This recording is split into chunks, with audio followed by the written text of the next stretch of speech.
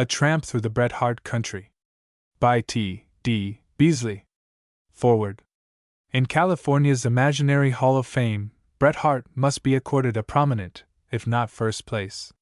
His short stories and dialect poems published 50 years ago made California well known the world over and gave it a romantic interest conceded no other community. He saw the picturesque, and he made the world see it. His power is unaccountable if we deny him genius. He was essentially an artist. His imagination gave him vision, a new life and beautiful settings supplied colors, and rare literary skill painted the picture. His capacity for absorption was marvelous. At the age of about 20, he spent less than a year in the foothills of the Sierras, among pioneer miners, and 45 years of literary output did not exhaust his impressions. He somewhere refers to an eager absorption of the strange life around me, and a photographic sensitiveness to certain scenes and incidents. Eager absorption, photographic sensitiveness, a rich imagination, and a fine literary style, largely due to his mother, enabled him to win at his death this acknowledgment from the London Spectator: "No writer of the present day has struck so powerful and original a note as he has sounded." Francis Bret Harte was born in Albany, New York, August 25, 1836. His father was a teacher and translator, his mother a woman of high character and cultivated tastes. His father having died, he, when 9, became an office boy and later a clerk. In 1854 he came to California to join his mother, who had married again, arriving in Oakland in March of that year. His employment for 2 years was desultory. He worked in a drug store and also wrote for Eastern magazines. Then he went to Alamo in the San Ramon Valley as tutor, a valued experience. Later in 1856 he went to Tuolumne County where, among other things, he taught school, and may have been an express messenger. At any rate, he stored his memory with material that 10 years later made him and the whole region famous. In 1857 he went to Humboldt County where his sister was living. He was an interesting figure, gentlemanly, fastidious, reserved, sensitive, with a good fund of humor, a pleasant voice, and a modest manner. He seemed poorly fitted for anything that needed doing. He was willing, for I saw him digging post holes and building a fence with results somewhat unsatisfactory. He was more successful as tutor for 2 of my boy friends. He finally became printer's devil in the office of the Northern Californian, where he learned the case, and incidentally contributed graceful verse and clever prose. He returned to San Francisco early in 1860 and found work on the Golden Era, at first as compositor and soon as writer. In May 1864, he left the Golden Era and joined others in starting the Californian. 2 months later he was made editor of the new Overland Monthly. The second number contained The Luck of Roaring Camp. It attracted wide attention as a new note. Other stories and poems of merit followed. Harte's growing reputation burst in full bloom when in 1870 he filled a blank space in the Overland make-up with The Heathen Chinny. It was quoted on the floor of the Senate and gained worldwide fame. He received flattering offers and felt constrained to accept the best. In February 1871, he left California.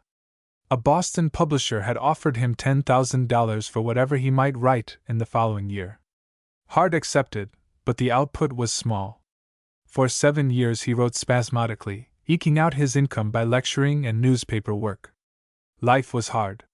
In 1878 he sailed for Europe, having been appointed consular agent at Krefeld, Prussia, about 40 miles north of Cologne. In 1880 he was made consul at Glasgow, where he remained 5 years. His home thereafter was London, where he continued his literary work until his death in March 1902. His complete works comprise 19 volumes. His patriotic verse is fervid, his idylls are graceful, and his humorous verse delightful. The short story he made anew. Harte's instincts and habits were good. He had the artistic temperament, and some of its incidental weaknesses. He acknowledged himself constitutionally improvident, and a debt-burdened life is not easy. His later years were pathetic. Those who knew and appreciated him remember him fondly. California, failing to know him, wrongs herself. Charles A. Murdoch. Preface. A desire to obtain, at first hand, any possible information in regard to reminiscences of Bret Harte, Mark Twain, and others of the little coterie of writers, who in the early 50s visited the mining camps of California and through stories that have become classics, played a prominent part in making California a synonym for romance, led to undertaking the tramp of which this brief narrative is a record. The writer met with unexpected success, having the good fortune to meet men, all over 80 years of age, who had known, in some cases intimately, Bret Harte, Mark Twain, Dan de Quille, Prentice Mulford, Bayard Taylor, and Horace Greeley. It seems imperative that a relation of individual experiences, however devoid of stirring incident and adventure, should be written in the first person. At the same time, the writer of this unpretentious story of a summer's tramp cannot but feel that he owes his readers, should he have any, an apology for any avoidable egotism. His excuse is that, no twit notwithstanding the glamour attaching to the old mining towns, it is almost incredible how little is known of them by the average Californian. For the Eastern tourist there is more excuse, since the foothills of the Sierras lie outside the beaten tracks of travel. He has, therefore, assumed that a plain, unvarnished tale of actual experiences might not be without interest to the casual reader, and possibly might incite in him a desire to see for himself a country not only possessed of rare beauty, but absolutely unique in its associations. But the point to be emphasized is that the glamour is not a thing of the past, it is there now. Nay, to a person possessed of any imagination, the ruins, say, of Coloma, appeal in all probability far stronger than would the actual town itself in the days when it seethed with bustle and excitement. Not to have visited the old mining towns is not to have seen the heart of California, or felt its pulsations. It is not to understand why the very name, California, still stirs the blood and excites the imagination throughout the civilized world. If this brief narrative should induce anyone to gird up his loins, shoulder his pack, and essay a similar pilgrimage, the author will feel that he has not been unrewarded. And if a man over 80 years of age can tramp through 7 counties and return, in spite of intense heat, feeling better and stronger than when he started, a young fellow in the heyday of life and sound of wind and limb surely ought not to be discouraged. Thomas Dykes Beasley. A Tramp Through the Bret Harte Country. Chapter 1. Reminiscences of Bret Harte. Plain language from truthful James. The glamour of the old mining towns. It is 44 years since the writer met the author of The Luck of Roaring Camp, that wonderful blending within the limits of a short story of humor, pathos, and tragedy, which, incredible as it may seem, met with but a cold reception from the local press, and was even branded as indecent and immodest. On the occasion referred to, I was strolling on Rincon Hill, at that time the fashionable residence quarter of San Francisco, in company with Mr. J. H. Wilds, whose cousin, the late Admiral Frank Wilds, achieved fame in the Battle of Manila Bay. Mr. Wilds called my attention to an approaching figure and said, "Here comes Bret Harte, a man of unusual literary ability. He is having a hard struggle now, but only needs the opportunity to make a name for himself." That opportunity arrived almost immediately. In the September number of the Overland Monthly, 1870, of which magazine Mr. Harte was then editor, appeared Plain Language from Truthful James, or The Heathen Chinny, as the poem was afterwards called. A few weeks later, to my amazement, while turning the pages of Punch in the Mercantile Library, I came across The Heathen Chinny, an unique compliment so far as my recollection of Punch serves. To this generous and instantaneous recognition of genius may be attributed in no small measure the rapid distinction won by Bret Harte in the world of letters. Mr. Harte read his Heathen Chinny to Mrs. Wilds some time before it was published. This lady, a woman of brilliant attainments and one who had a host of friends in old San Francisco, possessed the keenest sense of humor. Mr. Harte greatly valued her critical judgment. He was in the habit of reading his stories and poems to her for her opinion and decision, before publication, and it may well be that her hearty laughter and warm approval helped to strengthen his wavering opinion of the lines which convulsed Anglo-Saxondom, for no one was more surprised than he at the sensation they created. He had even offered the poem for publication to Mr. Ambrose Bierce, then editing the San Francisco News-Letter, but Mr. Bierce, recognizing its merit, returned it to Mr. Harte and prevailed upon him to publish it in his own magazine. Had one at that time encountered Mr. Harte in Piccadilly or Fifth Avenue, he would simply have been aware of a man dressed in perfect taste, but in the height of the prevailing fashion. On the streets of San Francisco, however, Bret Harte was always a notable figure, from the fact that the average man wore slops, devoid alike of style or cut, and usually of shiny broadcloth. Broad-brimmed black felt hats were the customary headgear, completing a most funereal costume.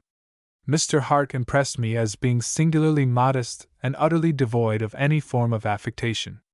To be well dressed in a period when little attention was paid clothes by the San Franciscan might, it is true, in some men have suggested assumption of an air of superiority, but with Mr. Harte, to dress well was simply a natural instinct.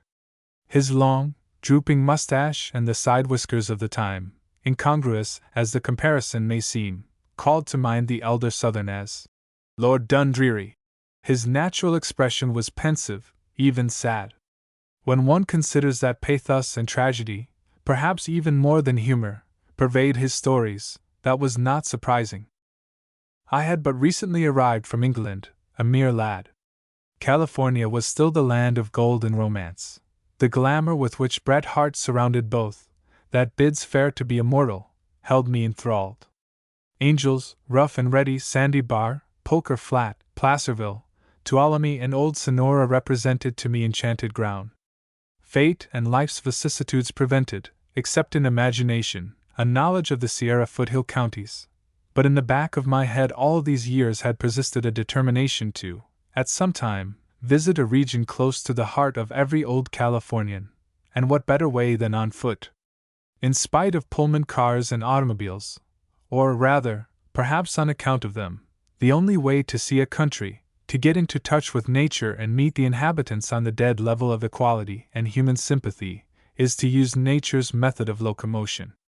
Equipped with a stout stick, with a view to dogs, a folding Kodak camera, and your goods and chattels slung in a haversack across your shoulders, you feel independent of timecards and routes, and sally forth into the world with the philosophical determination to take things as they come, keyed to a pleasurable pitch of excitement by the knowledge that adventure walks with you hand in hand, and that the humors of the road are yours for the seeing and understanding. Chapter 2. Inception of the Tramp. Stockton to Angel's Camp. Tuttletown and the Sage of Jackass Hill. Following as near as might be the route of the old Argonauts, I avoided trains, and on a warm summer night boarded the Stockton boat. In the early morning you are aware of slowly rounding the curves of the San Joaquin River. Careful steering was most essential, as owing to the dry season the river was unusually low. The vivid greens afforded by the tules and willows that fringe the river banks, and the occasional homestead surrounded by trees, with its little landing on the edge of the levee, should delight the eye of the artist. I lost no time in Stockton and headed for Milton in the foothills, just across the western boundary of Calaveras County. The distance was variously estimated by the natives at from 20 to 40 miles. Californians are careless about distances, as in other matters. Subsequently I entered it in my notebook as a long 28. 18 miles out from Stockton, at a place called Peters, which is little more than a railway junction, you leave the cultivated land and enter practically a desert country, destitute of water, trees, undergrowth, and with but a scanty growth of grass.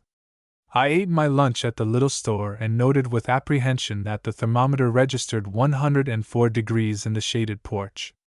I am not likely to forget that pull of 10 miles and inwardly confess to a regret that I had not taken the train to Milton.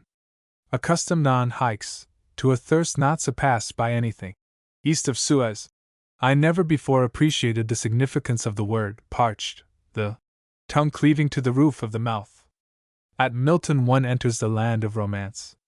What was even more appreciable at the time, it marks the limit of the inhospitable country I had traversed. Mr. Robert Donner, the proprietor of the Milton Hotel, told me he once had Black Bart as his guest for over a week, being unaware at the time of his identity. This famous bandit in the early 80s, held up the Yosemite stage time and again. In fact, he terrorized the whole Sierra country from Redding to Sacramento. He was finally captured in San Francisco through a clue obtained from a laundry mark on a pair of white cuffs. For years, Mr. Donner cherished a boot left by the highwayman in the hurry of departure, which, much to his annoyance, was finally abstracted by some person unknown. To dispose of Black Bart, he served his term and was never seen again in the Sierras. There is a rumor that Wells Fargo and Company, the chief sufferers by his activities, made it worth his while to behave himself in the future. The following day I reached Copperopolis. This place very justly has the reputation of being one of the hottest spots in the foothills. Owing to resumed operations on a large scale of the Calaveras Copper Company, I found the little settlement crowded to its fullest capacity, and was perforce compelled to resort to genuine hobo methods. In short, I spent the night under the lee of a haystack.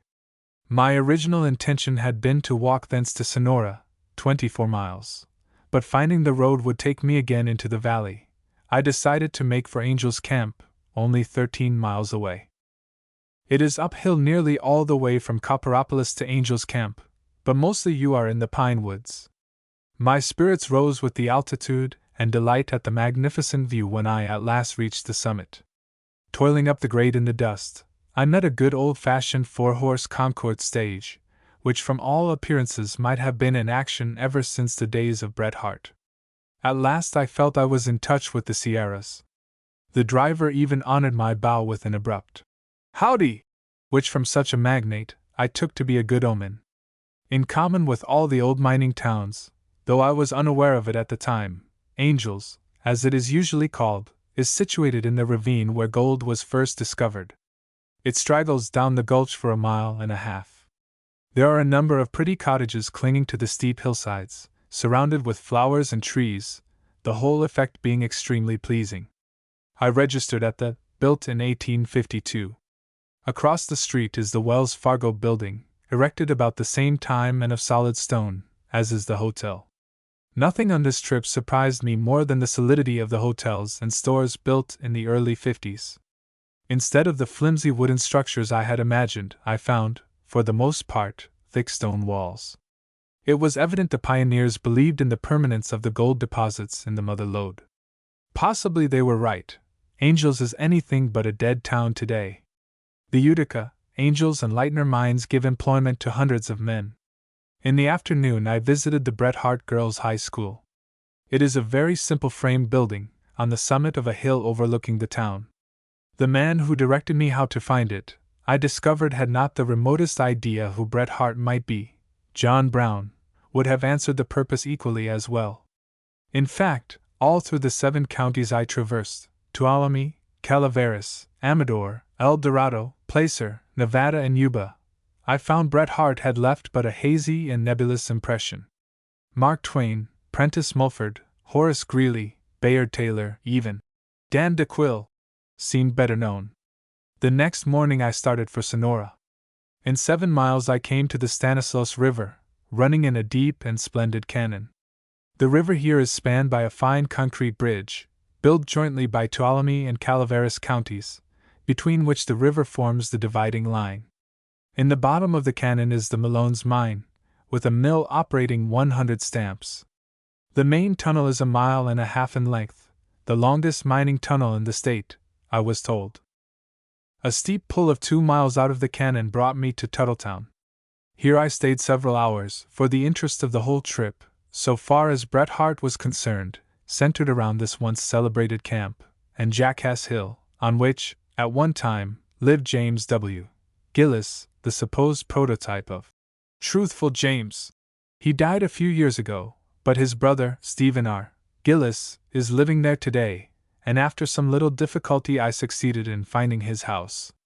Mr. Gillis scouts the idea that his brother, Jim, was the Truthful James of Bret Harte. He said that in reality it was J. W. E.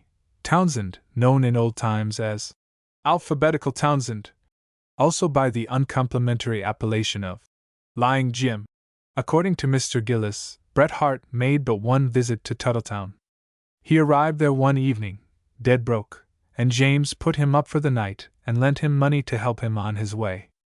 Personally, Mr. Gillis never met Bret Harte, but he had seen Mark Twain on a number of occasions. I got the distinct impression that Stephen Gillis disliked the notoriety his brother had gained, through the fact that his name had become indissolubly linked with the truthful James of Bret Harte's verses. Be that as it may, I later on met several men who had known Jim Gillis intimately, and they all agreed that he possessed a keen sense of humor and had at command a practically inexhaustible stock of stories, upon which he drew at will. Whether Bret Harte derived any inspiration from Jim Gillis may perhaps always remain in doubt, but that Mark Twain did, there cannot, I think, be any question. In a recent Life of Bret Harte, by Henry Childs Merwin, it is stated, page 21, that in 1858 Bret Harte acted as tutor in a private family at Alamo, in the San Ramon Valley, which lies at the foot of Mount Diablo. On page 50, however, we read, in 1858 or thereabouts, Bret Harte was teaching school at Tuttletown, a few miles north of Sonora. It would seem that this statement is erroneous, apart from the fact that it conflicts with the prior date in reference to Alamo. Mrs. Swearer, who has lived continuously at Tuttletown since 1850, coming there at the age of 10, told me she received her education at the Tuttletown Public School, as did her children and her children's children. She is now a great-grandmother. She said most positively that she never saw Bret Harte in her life, but had frequently seen Dan DeQuille and Mark Twain. The latter, she said, made periodic visits to Tuttletown, and always stayed with Jim Gillis, called by Twain the Sage of Jackass Hill. Mrs. Gross, who keeps the Tuttletown Hotel and whose husband owned a store across the way, built of stone but now in ruins, was born in Tuttletown. She asserted she never heard of Bret Harte being in Tuttletown, and feels it to be impossible he ever taught school there. At this ancient hostelry, built of wood and dating back to the early 50s, I dined in company with an old miner, who told me he came across Jim Gillis in Alaska. He said, Gillis was a great josher. For the life of me, I could never tell from his stories whether he had been to the Klondike or not. Chapter 3. Tuolumne to Placerville. Charm of Sonora and fascination of San Andreas and Mokelumne Hill. Sonora is 9 miles distant from Tuttletown, and I reached it in the early afternoon. Perhaps of all the old mining towns, Sonora is the most fascinating, on account of the exceeding beauty of the surrounding country. No matter from what direction you approach it, Sonora seems to lie basking in the sun, buried in a wealth of greenery, through which gleam white walls and roofs of houses. Even its winding streets are so shaded by graceful old trees that buildings are half hidden. The bustle and excitement of the mining days are past forever, in all probability, for old Sonora, but in their place have come the peace and quiet that accompany the tillage of the soil, for Sonora is now the center of a prosperous agricultural district, and the town maintains a steady and continuous growth. Here I had the pleasure of an interview with Mr. John Neal, a prominent and respected citizen of Tuolumne County, who as commissioner represented his county at the San Francisco Midwinter Fair. Mr. Neal is over 80, but still hale and hearty.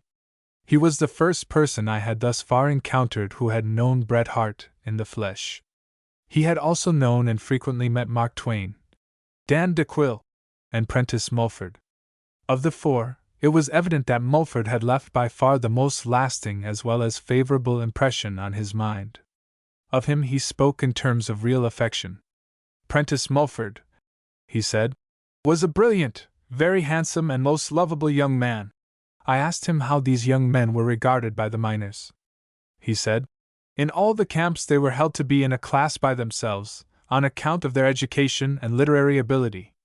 Although they wore the rough costume of the miners, it was realized that none of them took mining seriously or made any pretense of real work with pick and shovel. Mr. Neal knew James Gillis intimately and admitted he was a great storyteller. In fact, at the bare mention of his name he broke into a hearty laugh. "Oh, Jim Gillis, he was a great fellow!" he exclaimed. He said unquestionably Mark Twain got a good deal of material from him, and feels certain that Bret Harte must have met him at least on several occasions. Mr. Neal stated that up to the time of the Midwinter Fair, the output of gold from Tuolumne County reached the astonishing figures of $250 million. What it has amounted to since that time, I had no means of ascertaining. It is only 12 miles from Sonora to Tuolumne. From the top of the divide which separates the valleys there is a beautiful view of the surrounding country, the dim blue peaks of the Sierra Nevada forming the eastern skyline. One of the chief charms of an excursion through these foothill counties is the certainty that directly you reach any considerable elevation there will be revealed a magnificent panorama, bounded only by the limit of vision, range after range of mountains running up in varying shades of blue and purple, to the far distant summits that indicate the backbone of California. Tuolumne is situated in a circular basin rather than in a valley, and thus being protected from the wind, in hot weather the heat is intense. If there are any mining operations in the immediate vicinity, they are not in evidence to the casual observer. It is, however, one of the biggest timber camps in the state. In the yards of the West Side Lumber Company, covering several hundred acres, are stacked something like 30 million feet of sugar pine. The logs are brought from the mountains 20 to 25 miles by rail, and sawn into lumber at Tuolumne. I was told that the bulk of the lumber manufactured here was shipped abroad, a great deal going to Australia. Tuolumne, in Bret Harte's time, was called Somersville. It was destroyed by fire about 14 years ago, but the new town has already so assimilated itself to the atmosphere of its surroundings that its comparative youth might easily escape detection.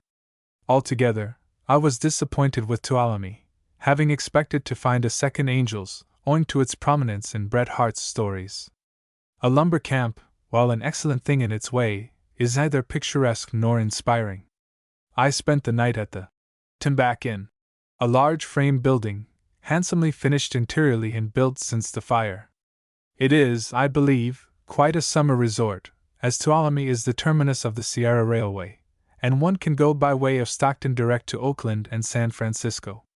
Returning to Angels the next day, I lingered again at Tuttletown.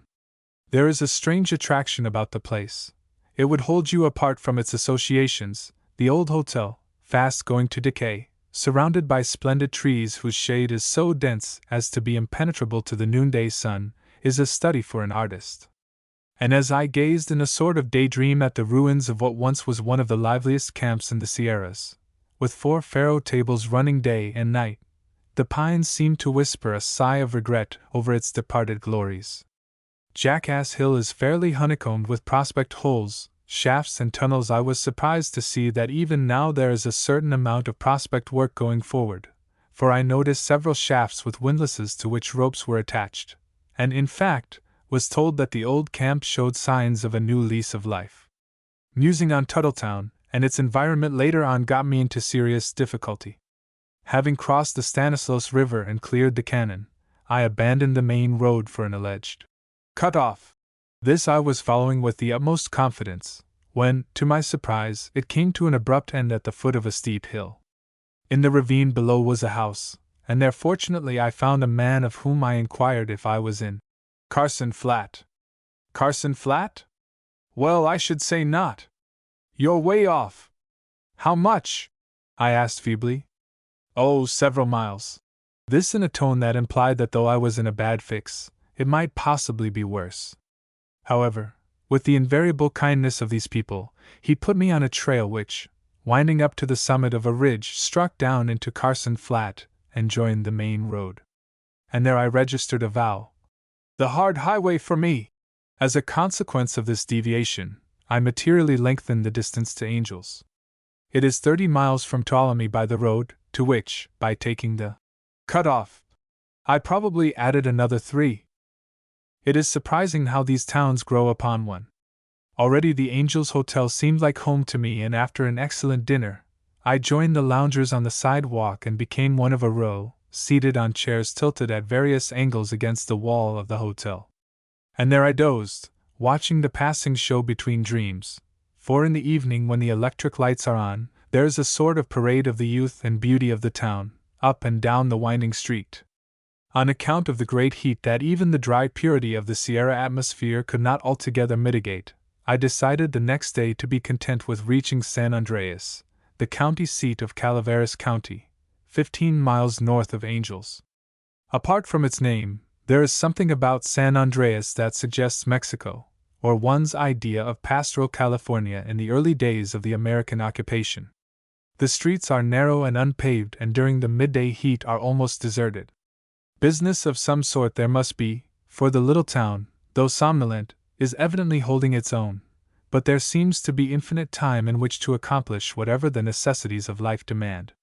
And I may state here parenthetically that perhaps the most impressive feature of all the old California mining towns is their suggestion of calm repose. Each little community seems sufficient unto itself, and entirely satisfied with things as they are. Not even in the old world will you find places where the current of life more placidly flows. On the main street, and the principal street of all these towns is Main Street, I had the good fortune to be introduced to Judge Ira H. Reed, who came to Calaveras County in 1854, and has lived there ever since. He told me that Judge Gottschalk, who died a few years ago at an advanced age, was authority for the statement that Mark Twain got his Jumping Frog story from the then proprietor of the Metropolitan Hotel, San Andreas, who asserted that the incident actually occurred in his barroom. Twain, it is true, places the scene in a barroom at Angel's, but that is doubtless the author's license. Bret Harte calls Tuttletown Tuttleville, and there never was a Wingdam stage. That evening, as I lay awake in my bedroom at the Metropolitan Hotel, wondering by what person of note it had been occupied in the good old days, my attention was attracted to the musical tinkle of a cowbell. Looking out of the window, I beheld the strange spectacle of a cow walking sedately down the middle of the street. No one was driving her, no one paid her any attention beyond a casual glance as she passed. The cow, in fact, had simply come home, after a day in the open country, and it became plain to me that this was a nightly occurrence and therefore caused no comment.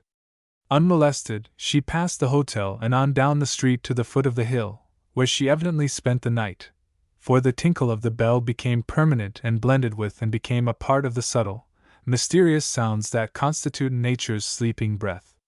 This little incident in the county seat of Calaveras County impressed me as an epitome of the changes wrought by time, since the days when in song and story Bret Harte made the name Calaveras a synonym for romance wherever the English language is spoken.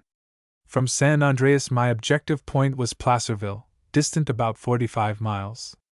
The heat still being excessive, I made the town by easy stages, arriving at noon on the third day. Mokelumne Hill, 10 miles beyond San Andreas, also lends its name to the little town which clusters around its apex and is at the head of Chili Gulch, a once famous bonanza for the placer miners. 4 miles the road winds up the gulch, which is almost devoid of timber, amid piled-up rocks and debris, bleached and blistered by the sun's fierce rays, the gulch itself being literally stripped to bedrock. I had already witnessed many evidences of man's eager pursuit of the precious metal, but nothing that so conveyed the idea of the feverish, persistent energy with which those adventurers in the new El Dorado had struggled day and night with nature's obstacles, spurred on by the Ori Sacra. Fames. A little incident served to relieve the monotony of the climb up Chili Gulch. A miner, who might have sat for a study of Tennessee's partner, came down the hillside with a pan of dirt, which he carefully washed in a muddy pool in the bed of the gulch. He showed me the result, a few colors and sulphurets. He said it would go about $5 to the ton, and seemed well satisfied with the result. I shall always hold him in grateful memory, for he took me to an old tunnel, and disappearing for a few moments, returned with a large dipper of ice-cold water. Not the children of Israel, when Aaron smote the rock in the desert and produced a living stream, could have lapped that water with keener enjoyment. The terrific heat in Chili Gulch made the shade from the trees which surround Mokelumne Hotel doubly grateful. Mokelumne Hill is, in fact, a mountain, and commands a view of rare beauty. At its base winds the wooded cannon of the Mokelumne River, on the farther side of which rises the Jackson Butte, an isolated peak with an elevation of over 3,000 feet, while in the background loom the omnipresent peaks of the far Sierra. The Mokelumne Hotel is regarded as modern, dating back merely to 1868, at which time the original building was destroyed by fire. The present structure of solid blocks of stone, should resist the elements for centuries to come. I was surprised at the excellent accommodations of this hotel. In what seemed such an out-of-the-way and inaccessible locality, I was served with one of the best meals on the whole journey, including claret with crushed ice in a champagne glass. What that meant to a tramp who had struggled for miles through quartz rock and impalpable dust, up a heavy grade, without shade and the thermometer well past the 100 mark, only a tramp can appreciate. I fell in love with Mokelumne Hill and, after due consultation of my map, resolved to pass the night in this picturesque and delightful spot. I was also influenced by its associations, as it figures prominently in Bret Harte's stories. Of the 4 famous rivers, the Stanislaus, Mokelumne, American and Cosumnes, which I crossed on this trip, the Mokelumne appealed to me the most. Whatever the meaning of the Indian name, one may rest assured it stands for some form of beauty. Jackson, the county seat of Amador County, is but 6 miles from Mokelumne Hill and a town of considerable importance, being the terminus of a branch line of the Southern Pacific Railway. It is situated in an open country where the hills are at some distance, and presents a certain up-to-date appearance. About a mile from Jackson, the Kennedy Mine, running 100 stamps, is one of the greatest gold producers in the state. Sutter Creek, erroneously supposed by many to be the spot where gold was first discovered in California, 4 miles north of Jackson, is picturesque and rendered attractive by reason of the vivid green of the lawns surrounding the little cottages on its outskirts. This town, too, has a flourishing look, accounted for by the operation of the South Eureka and Central Eureka mines. A gentleman whom I met on the street imparted this information, and asked me if I remembered Mark Twain's definition of a gold mine. I had to confess I did not. "Well," said he, "Mark Twain defined a gold mine as a hole in the ground at one end, and a d full at the other." The appreciative twinkle in his eye suggested the possibility that this definition met with his approval. Amador, 2 miles beyond Sutter Creek, did not appeal to me. Stagnation would probably come nearer than any other term to conveying to the mind of a person unfamiliar with Amador its present condition. One becomes acutely sensitive to the atmosphere of these places after a few days upon the road, for each has a distinctive individuality in spite of the fact that it was midday in midsummer. Gloom seemed to pervade the streets, and to be characteristic of its inhabitants. With the exception of an attempt to get into telephonic communication with a friend at Placerville, I lost not a moment in the town. On reaching Drytown, 3 miles north of Amador, I noted the thermometer stood at 110 degrees in the shade on the watered porch of the hotel, and deciding there was a certain risk attendant on walking in such heat, determined to make the best of what was anything but a pleasant situation, and go no farther. Drytown, in the modern application of the first syllable, is a misnomer. The town, consisting chiefly of the hotel with accompanying bar, and a saloon across the way. Drytown was in existence as early as 1849, and was visited in October of that year by Bayard Taylor. He says, "I found a population of from 200 to 300, established for the winter. The village was laid out with some regularity and had taverns, stores, butchers' shops, and monte tables."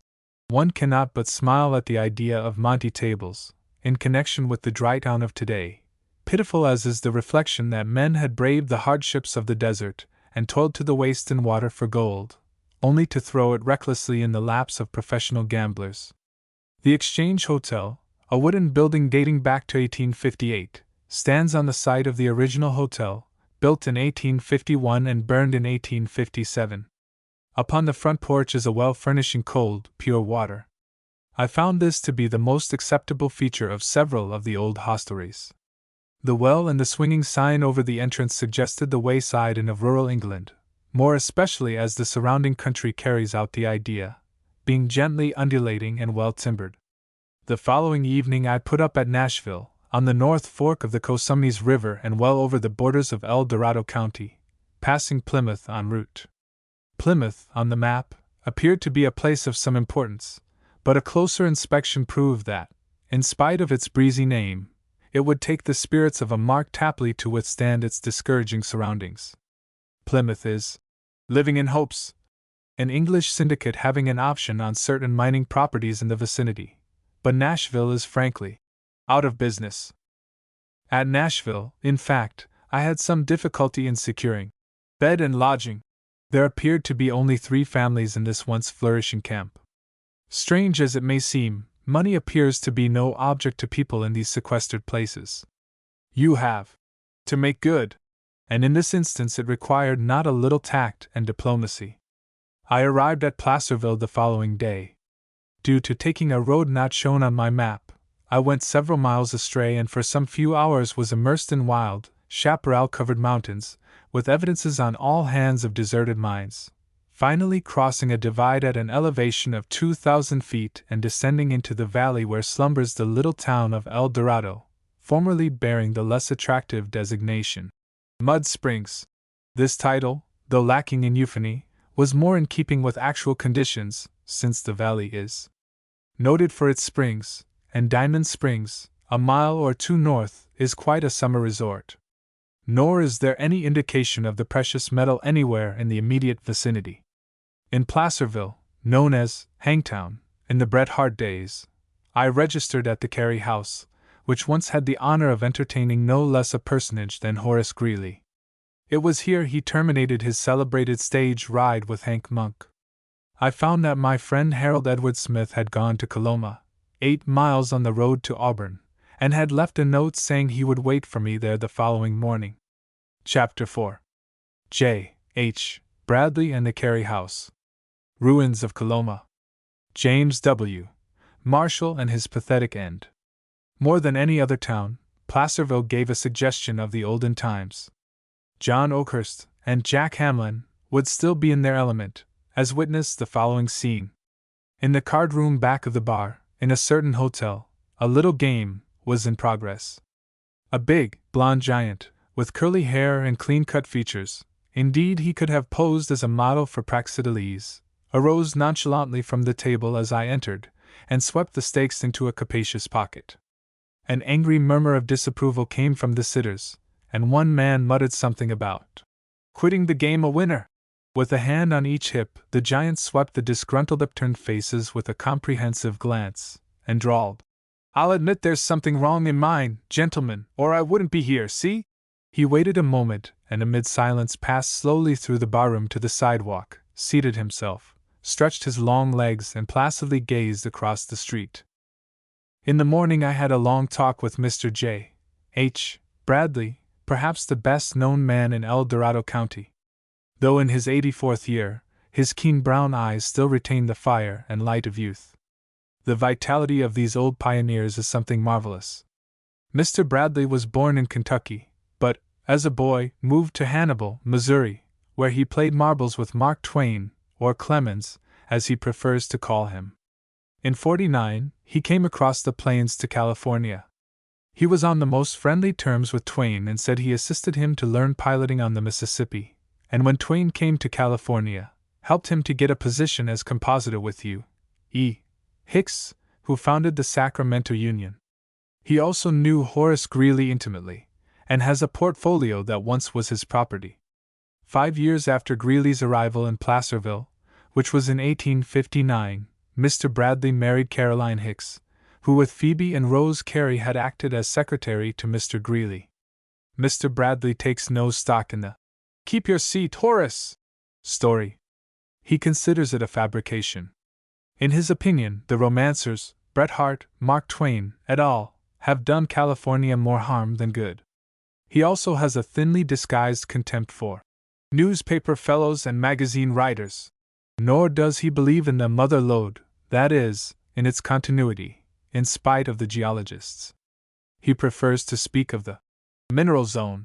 In fine, Mr. Bradley is a man of definite and pronounced opinions on any subject you may broach. For that reason, his views, whether you agree with them or not, are always of interest.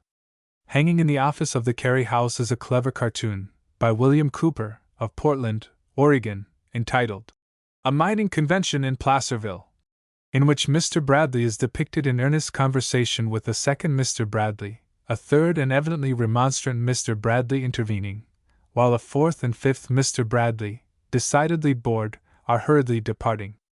Indeed, One glance at Mr. Bradley is enough to convince you that he is a man of unusual force of character. No one introduced me to him. I was merely informed at the Carey House that he was the person to whom I should apply for information concerning the old times.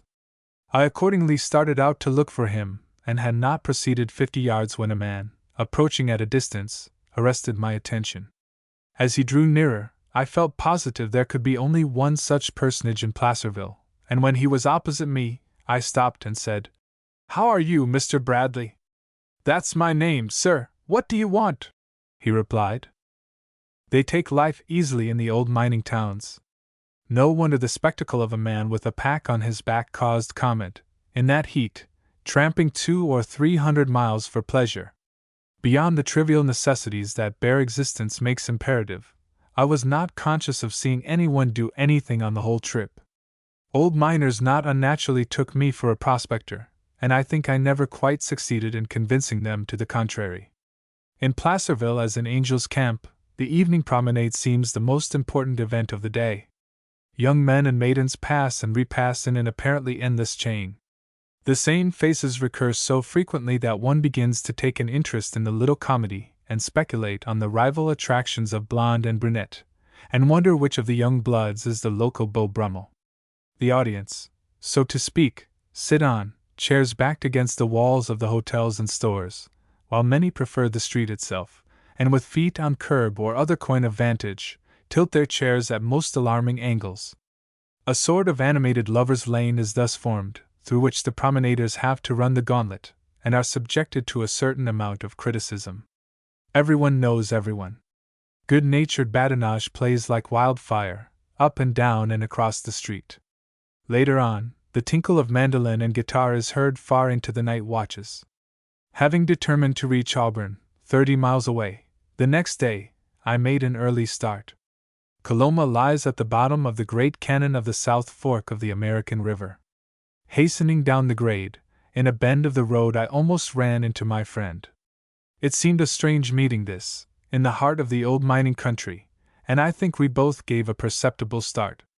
It was at Coloma that gold was first discovered in California, by James W. Marshall, January 19, 1848. My companion had been so fortunate on the previous day as to meet Mr. W. H. Hooper, who arrived in Coloma August 8, 1850, and who has lived there practically ever since. Though 83, he is still strong and vigorous. From him my friend elicited some very interesting information in regard to Marshall, especially, the substance of which I append from his notes. Mr. Hooper had known Marshall for many years, and his reminiscences of the discoverer have a touch of pathos bordering on the tragic. Marshall, a trapper by trade and frontiersman by inclination, accompanied General Sutter to California, assisted in the building of Sutter Fort, and, on account of his mechanical ability, was sent to Coloma to superintend the erection of a sawmill. It was in the mill race that he picked up the nugget which made the name, California, the magnet for the world's adventurers. Unaware of the nature of his find, he took it to Sacramento, where it was declared to be gold. He was implored by General Sutter to keep the mill operatives in ignorance of his discovery, for fear they should desert their work. But how could such a secret be kept, especially by a man of generous and impulsive instincts? At any rate, the news leaked out and the stampede followed. From Mr. Hooper's account, Marshall was a very human character. Late in life, the state legislature granted him a pension of $200 per month. This sum being far in excess of his actual needs, it followed as a matter of course that his cronies assisted him in disposing of it. In fact, Marshall's pension day became a local attraction, and the Coloma Saloon, still in existence, the rendezvous. These reunions were varied by glorious excursions to Sacramento, his friends in the legislature imploring him to keep away. After 2 years, the pension was cut down to $100 per month and finally was discontinued in toto, a shabby and most undignified procedure. Opposite the saloon, at some little distance, is a conical hill. For many years Marshall, seated on the steps of the porch, had gazed dreamily at its summit. Shortly before his death, addressing a remnant of the old guard, he exclaimed, "Boys, when I go, I want you to plant me on the top of that hill. And planted, he was, with a $10,000 monument on top of him. The poor old fellow died in poverty at Kelsey, near Coloma, August 10, 1885, at the age of 75. It is a sad reflection that a tithe of the money spent on the monument would have comforted him in his latter days, for the blow to his pride by the withdrawal of his pension, still more than the actual lack of funds, hastened the end.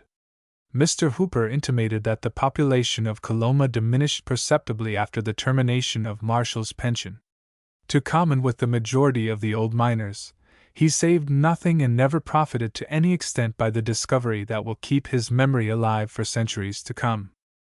Coloma in its palmy days had a population variously estimated at from 5 to 10,000 souls, with the usual accompaniment of saloons, dance halls, and faro banks. There was a vigorous expulsion of gamblers in the early 50s, and an incident occurred which quite possibly supplied the inspiration for Bret Harte's Outcasts of Poker Flat. A notorious gambler and desperado, and his accomplice, demurred. Whereupon the irate miners placed them on a burro, and with vigorous threats punctuated by a salvo of revolver shots fired over their heads, drove them out of camp. They disappeared over the hill upon which the monument now stands, and were seen no more. Coloma suffered severely from fires. Little of the old town remains but ruins of stone walls, and here and there an isolated wooden building. The ruins, however, are not only exceedingly picturesque, being half buried in foliage of beautiful trees, but hold the imagination with a grip that is indescribable. I could willingly have tarried here for days. But while old Coloma is dead, there is a new Coloma that furnishes an extraordinary contrast. It is a sweet and peaceful little hamlet, situated on the lower benches of the Cannon, well up out of the river bottom, and is entirely devoted to horticulture. One has read of birds building their nests in the muzzles of old and disused cannon. Even that does not suggest a more anomalous association of ideas than the spectacle of a vine-clad cottage shaded by fig trees, basking peacefully in the sun, so close to what was at one time a veritable maelstrom of human passions. So far as the new Coloma is concerned, Marshall's discovery might never have been made. Nowhere else will you find a spot where gold and what it stands for would seem to mean so little. Coloma. It is passing strange that a name so sweet and restful should forever be linked with the wildest scramble for gold the world has ever seen. Chapter 5. Auburn to Nevada City via Colfax and Grass Valley. Ben Taylor and his home. After surmounting the cannon of the South Fork of the American River, you gradually enter open country, the outskirts of the great deciduous fruit belt in Placer County, which supplies New York and Chicago with choice plums, peaches, and pears. About 3 miles from Auburn, the road plunges into one of the deepest canyons of the Sierras, at the bottom of which the middle and north forks of the American River unite. Just below the junction, the river is spanned by a long suspension bridge. Auburn is remarkably situated in that one sees nothing of it until the rim of the canyon is reached, at least 1,000 feet above the river. Thus there are no outskirts, and you plunge at once into the business streets, passing the station of the Central Pacific Railway, which line skirts the edge of the canyon on a heavy grade. I had accomplished a good 30 miles, but that did not prevent me from accompanying my friend on a long and protracted hunt for comfortable quarters in which to eat and spend the night. There was quite an attractive hotel near the railroad, but actuated by a desire to see something of the town, which we found to be more than usually drawn out, we passed it with lingering regret. Whether by chance or instinct, we drifted to the ruins of the old hotel, now in process of reconstruction, and were comfortably housed in a wooden annex. Auburn marks the western verge of the mineral zone, but in the 50s there were rich placer diggings in the immediate vicinity. There are some remarkably solid buildings of that period, in the old portion of the town, which, as customary, is situated in the bottom of the winding valley or ravine. Practically a new town called East Auburn has been started on higher ground, and a fight is on to move the post office. But the people in the hollow, having the voting strength, hang on to it like grim death. Along the edge of the American River Canyon, and commanding a magnificent view, are the homes of the local aristocracy. In christening Auburn, it is scarcely credible that the pioneers had in mind Goldsmith's loveliest village of the plain. Nor, keeping the old town in view, is the title remarkably applicable today. Our next objective point being Colfax, distant in a northeasterly direction only 15 miles, we made a leisurely inspection of the town and vicinity in the morning. The old town proved of absorbing interest to my friend, and we became separated while he was hunting up subjects for the camera. Having a free and easy working scheme in such matters, after a few minutes' search, I gave up the quest and started alone on the road to Colfax. A few miles out, I met a man with a rifle on his shoulder, leading a burro bearing a pack saddle laden in the most scientific manner with probably all his worldly possessions, the pick and shovel plainly denoting a prospector. A water bucket on one side of the animal was so adjusted that the bottom was uppermost. On the top of the bucket sat a little fox terrier, his eyes fixed steadfastly on his master. I paused a moment, possessed with a strong desire to take a snapshot of this remarkable equipment, but the man with the gun gave me a glance that settled the matter. His was not a bad face, far from it, but the features were stern and set, the cheeks furrowed with deep lines that bespoke hardship and fatigue in the struggle with nature and the elements. That glance out of the tail of his eye meant, "Let me alone and I will let you alone, but let me alone!" Taciturnity becomes habitual to men accustomed to vast solitudes. Even on such a tramp as I had undertaken, in which I frequently walked for miles without sight or sound of a human being, I began to realize how banal and aimless is conventional conversation.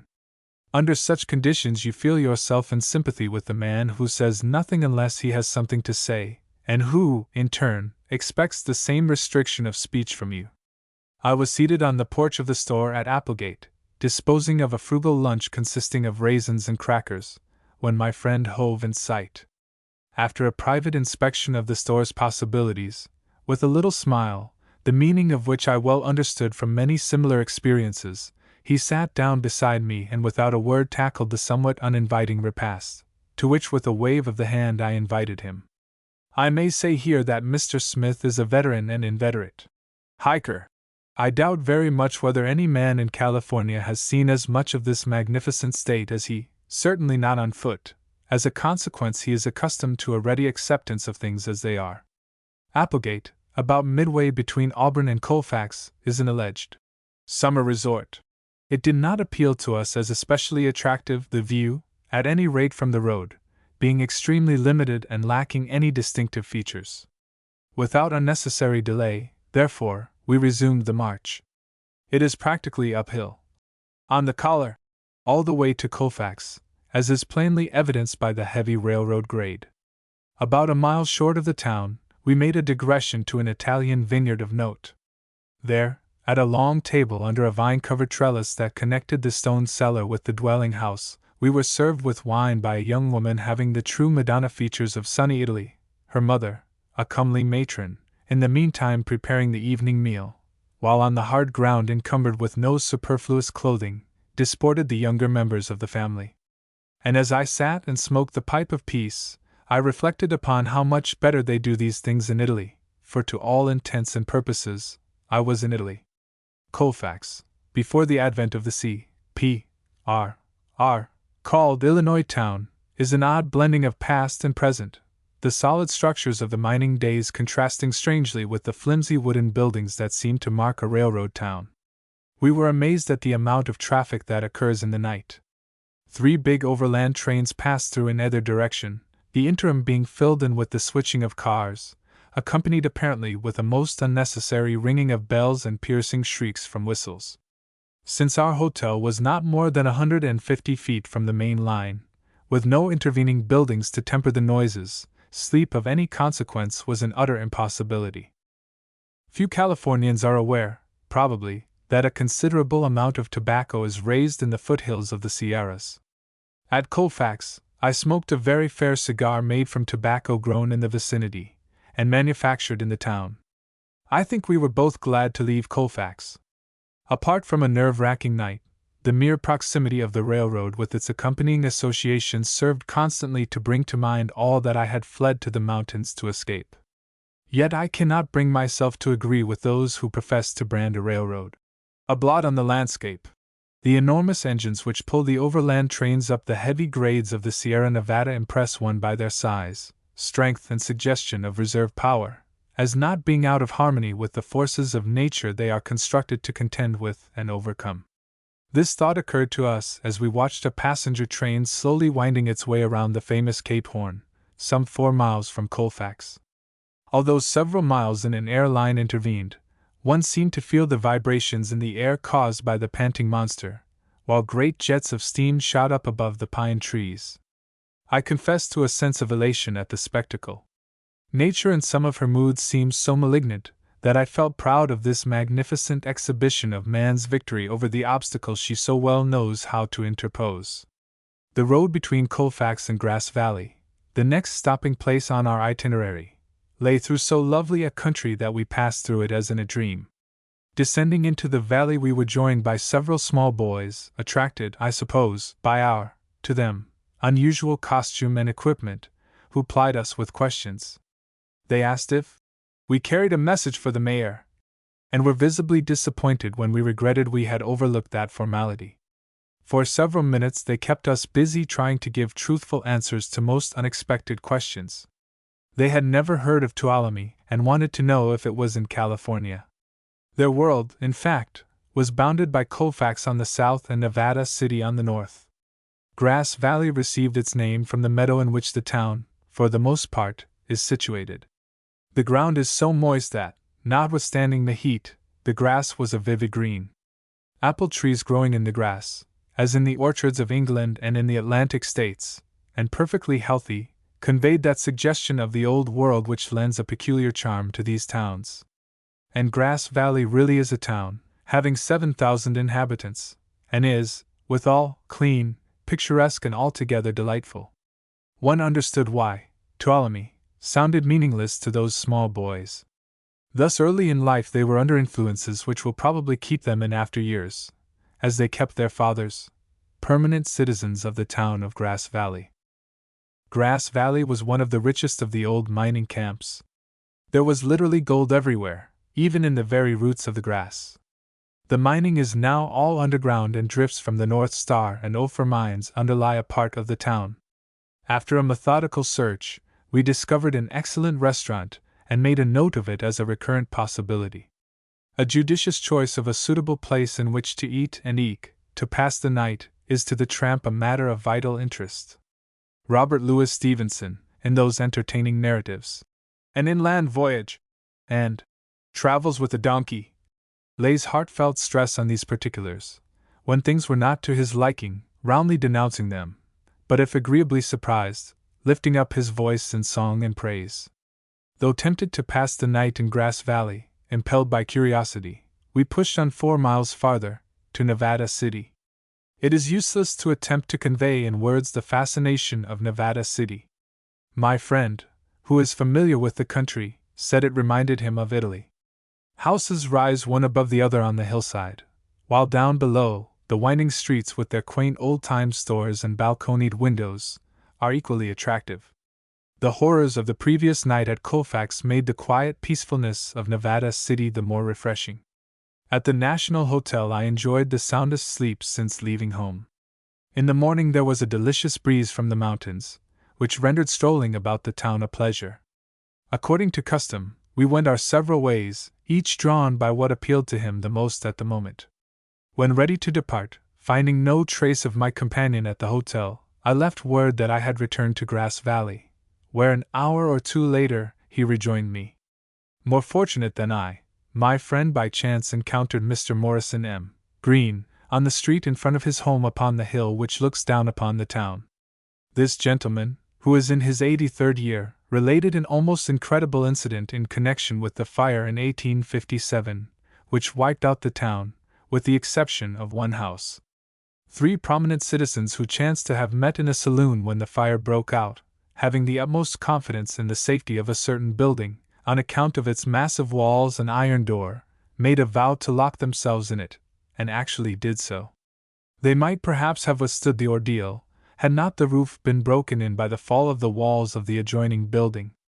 The iron door having been warped with the heat, it was impossible to open it. When last seen, they were standing with their arms around one another in the center of the store. At Grass Valley, my friend, greatly to my regret and I think also to his own, received word which rendered his return to San Francisco imperative. After a farewell dinner at the restaurant before mentioned, I accompanied him to the railway station, and in the words of Christian in The Pilgrim's Progress, I saw him no more in my dream. I confess to a feeling of depression after his departure, for however enjoyable the experiences of the road, they are rendered doubly so by the sympathetic companionship of a man endowed not only with a keen sense of humor but also with an unusual perception of human nature. After registering at the Holbrook, a substantial survival of the old times, I called by appointment on Mr. Ben Taylor, a much respected citizen of Grass Valley and probably the oldest inhabitant of Nevada County, having reached the patriarchal age of 86. Mr. Taylor has a charming home with extensive grounds overlooking the town and surrounding country. In his garden is a spruce he planted himself 45 years ago, and apple trees of the same age. The spruce now has the appearance of a forest tree and shades the whole front of the house. His present home was built in 1864 and from all appearances should last the century out. He said the lumber was carefully selected, the boards being heavier than usual, and all the important timbers, instead of being nailed, were mortised and dovetailed. This thoroughness of workmanship accounts for the excellent condition of the wooden buildings in these towns, many of which were constructed over 50 years ago.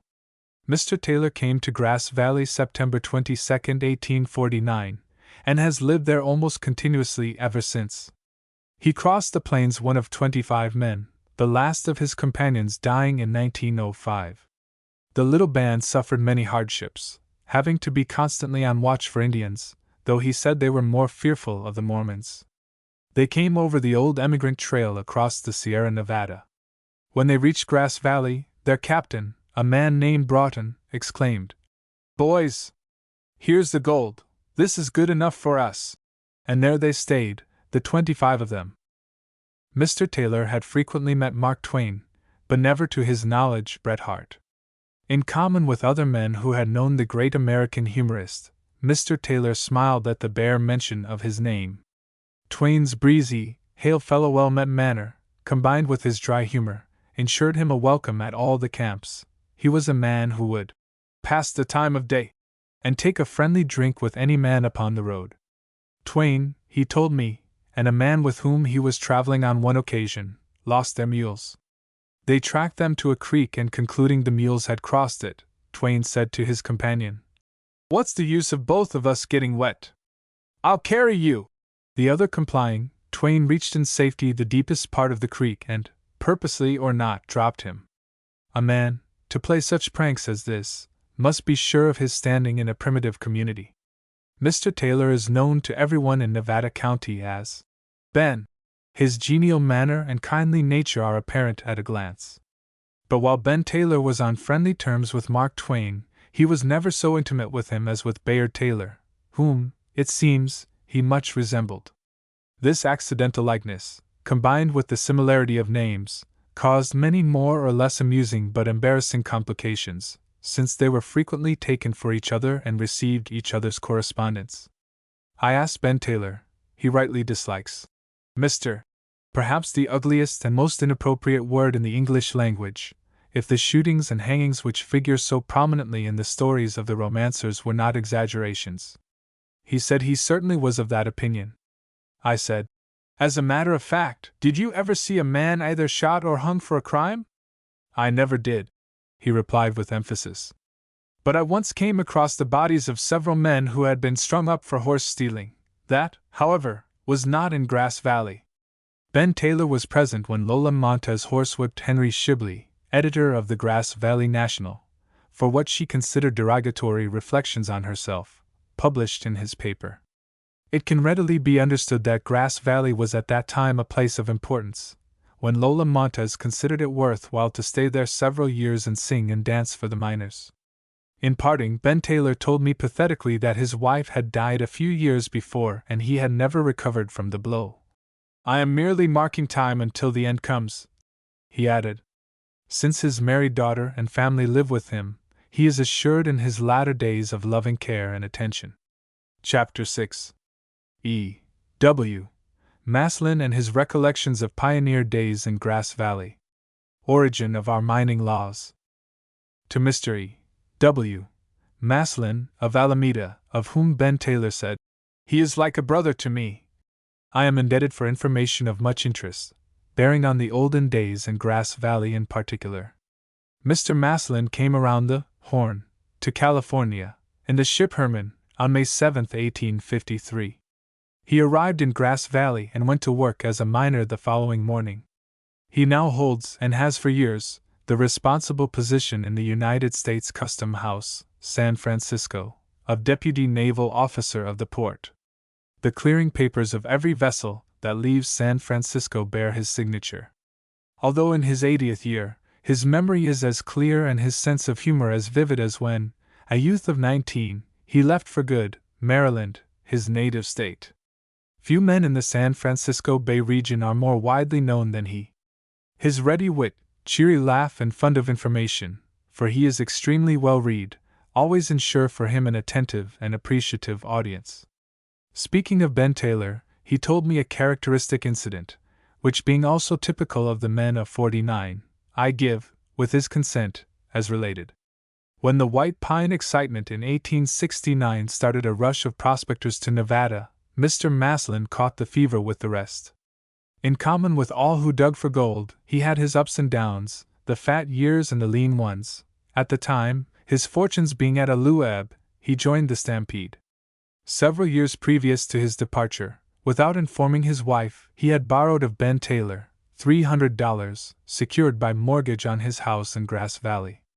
At White Pine he met with considerable success, and in a short time sent his wife $500, telling her for the first time of the mortgage on their home and requesting her to go to Ben Taylor at once and pay him in full.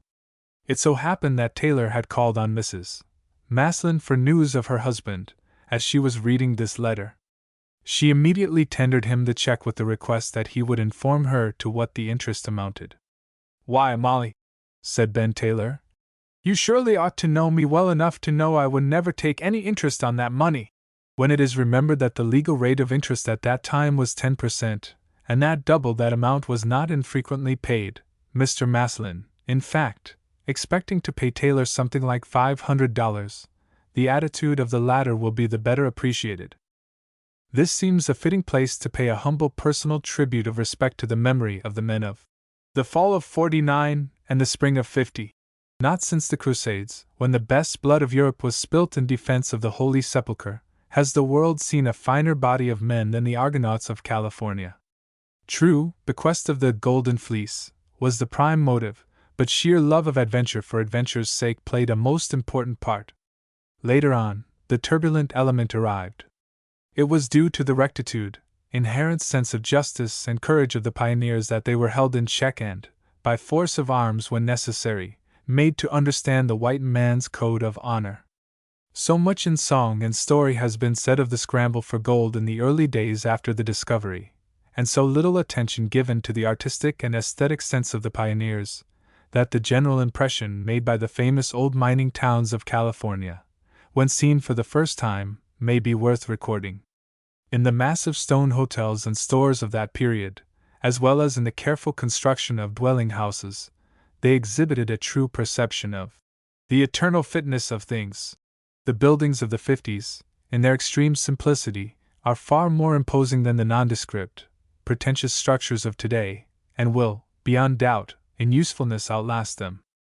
As a result of ignoring the checkerboard plan, and permitting the streets to follow the natural contour of the hills and ravines, these mountain towns seem to have become blended and to be in harmony with the wonderful setting nature has provided. All buildings, residential or otherwise, are protected from the summer heat by umbrageous trees. Lawns of richest green delight the eye, and vines and flowers surround cottages perched on steep hillsides, or half hidden in deep ravines.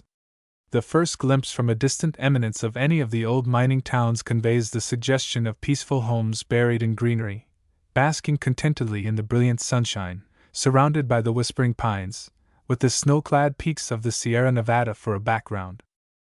You also receive the impression of cleanliness. If there were any old cans, scraps of paper, and miscellaneous rubbish lying about in any town through which I passed, I did not notice them.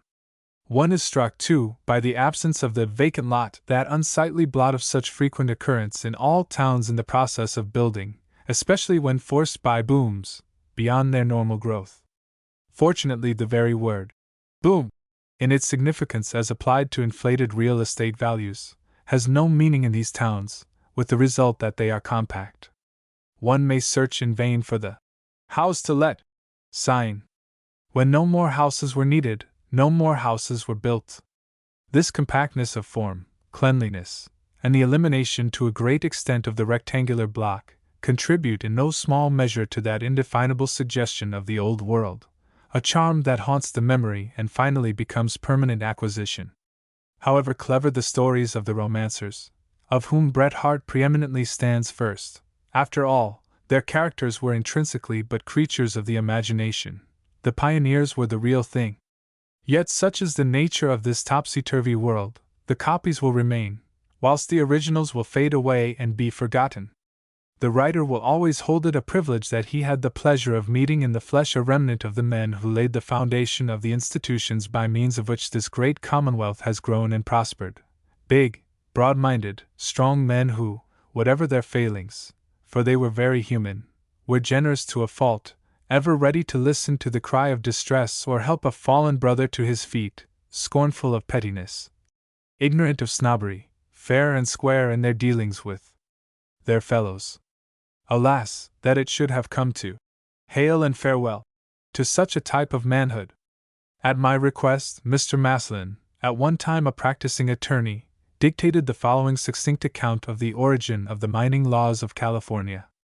The discovery at Gold Hill, now within the corporate limits of Grass Valley, of a gold-bearing quartz ledge, subsequently the property of Englishmen who formed an organization known as the Gold Hill Quartz Mining Company, led to the founding of the mining laws of California.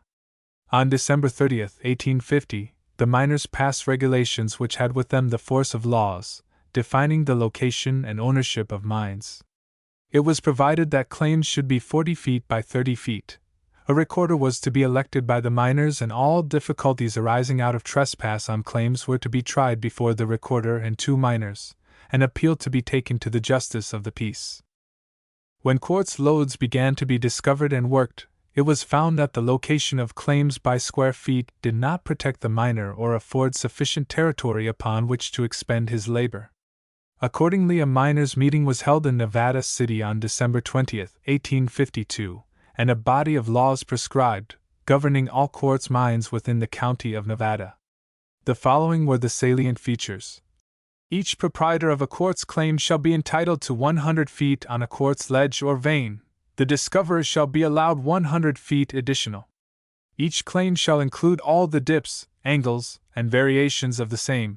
The remaining articles related to the working, holding, and recording of claims. This law was incorporated in the reigning legislation of the state of Nevada and has formed the basis of the mining laws of each territory of the United States. Thus we have a proof not only of the intelligence of the early miner, but also of his capacity for self-government. It must be remembered that the miners came from all over the United States, but principally from the West and the South. Probably none had seen a quartz ledge before coming to California, yet the necessity for extending a claim as far as the ledge dipped was soon perceived, as also the taking into consideration a change in the direction or course of the lode. Commenting on these laws and the causes leading to their adoption, Mr. Muslin became emphatic.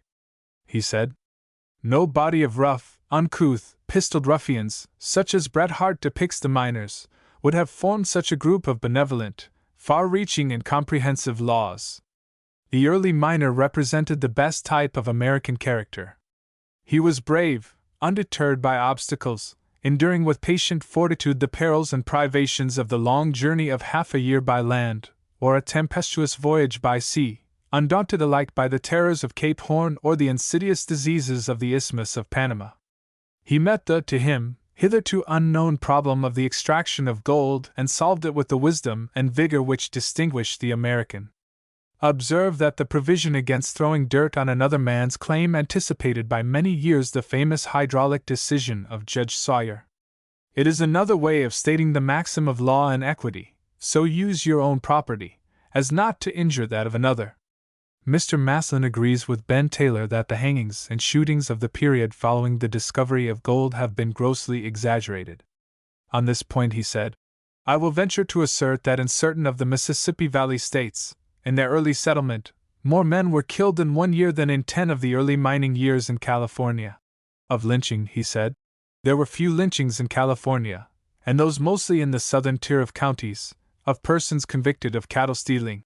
In connection with lynching, he related a serious-comic incident that occurred in Grass Valley in the early days. Several fires had taken place in the town, and the inhabitants were in consequence much excited. A watchman on his rounds espied a light in a vacant log cabin, and entering, caught a man in the act of striking a match. He arrested him, and the populace were for taking summary vengeance. A man known as Blue Coat Osborne cried out, "Let's hang him! Nevada City once hanged a man and Grass Valley never did." This was an effective appeal, for the rivalry that has lasted ever since already existed. Fortunately, wiser counsels prevailed. The man was subsequently tried and acquitted, it appearing that he was a traveling prospector who had merely entered the cabin in order to light his pipe.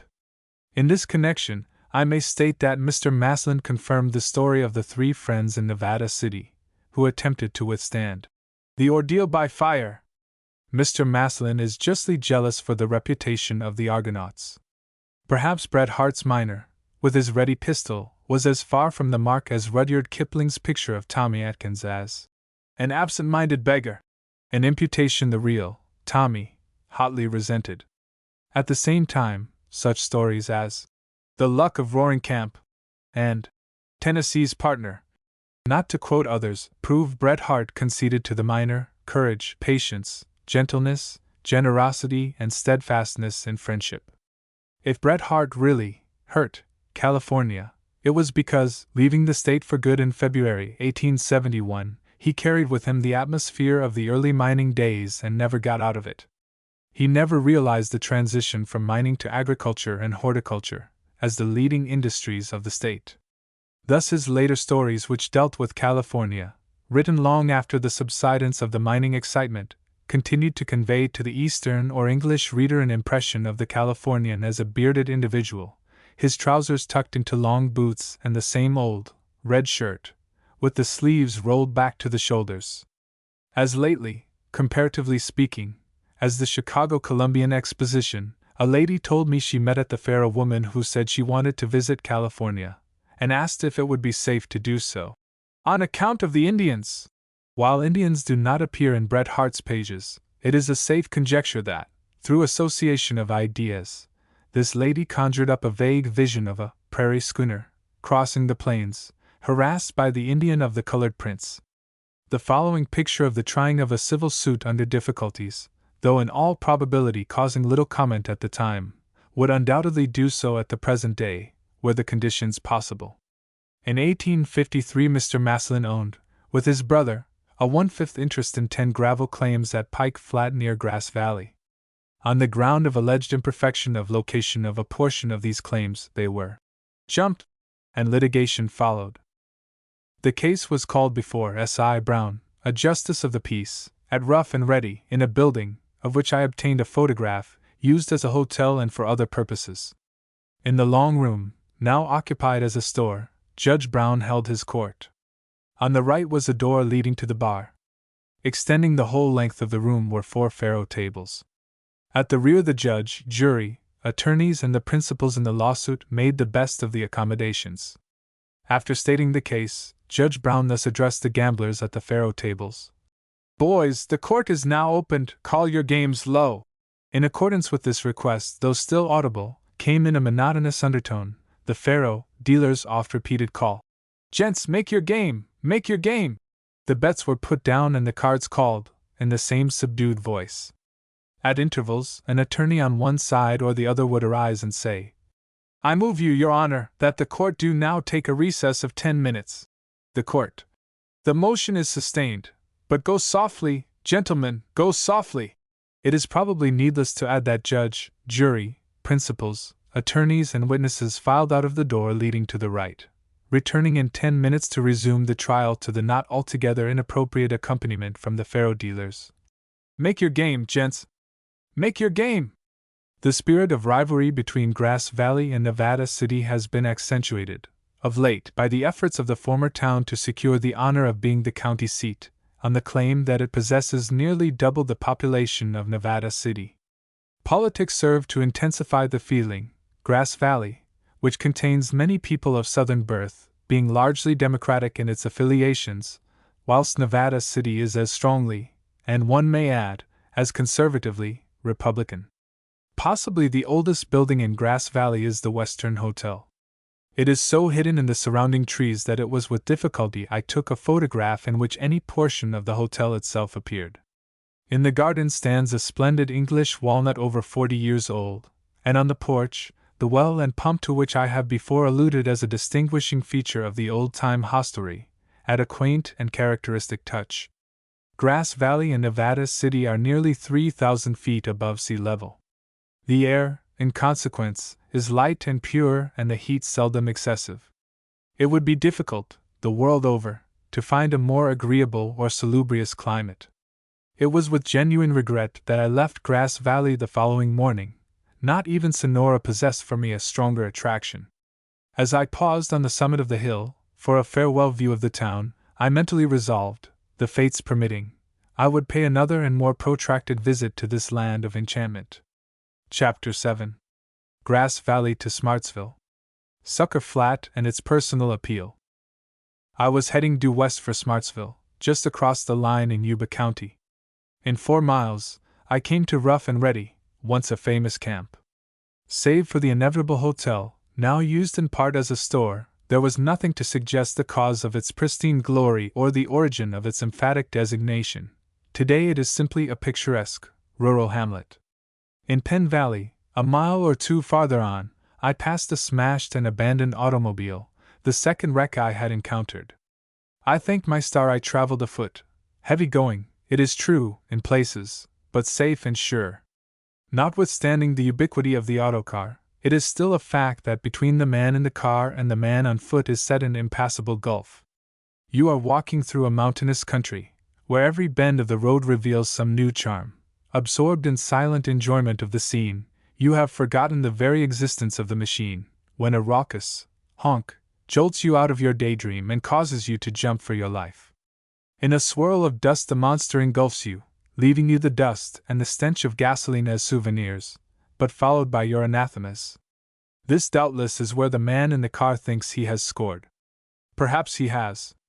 When the dust on the road has settled, and you have rubbed it out of your eyes, once more you forget his existence.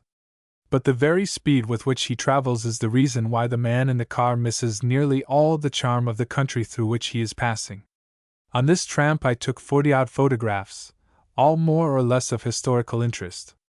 Riding in an automobile, many of the subjects I would not have noticed, or, if I had, I would not have been able to bring my camera into play. On several occasions I retraced my steps a good quarter of a mile, feeling I had lost a landscape, or street scene I might never again have the opportunity to behold. What is of far greater consequence, the man on the road comes into touch not only with nature, but the children of nature. In these days, automobiles are as thick as summer flies.